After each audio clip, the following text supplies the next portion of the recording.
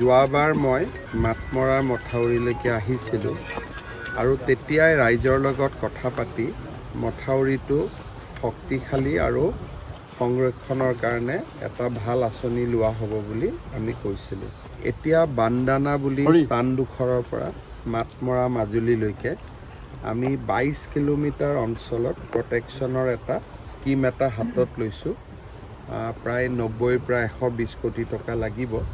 পৰিকল্পনা চলি আছে, সকলো ঠিকে থাকিলে আমি খুব সোনকালে কাম হাতত ল'ব পাৰিম। তেতিয়া ই এটা মাতমৰা মথাউৰিটো এটা পূৰা সংৰক্ষণ দিব পাৰিব।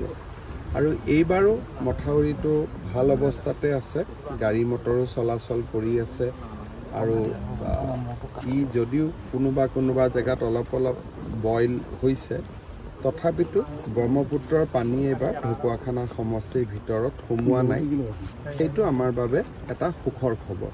কিন্তু তথাপিতো বিভিন্ন উপনৈৰ পানীয়ে ঢকুৱাখানাত বানপানীত 50খনমান গাঁৱক আক্ৰান্ত কৰিছে। চৰকাৰে যিমান পাৰে সাহায্য অভিযান চলাইছে, সহায় কৰিছে আৰু সহায় আমি কৰি থাকিম।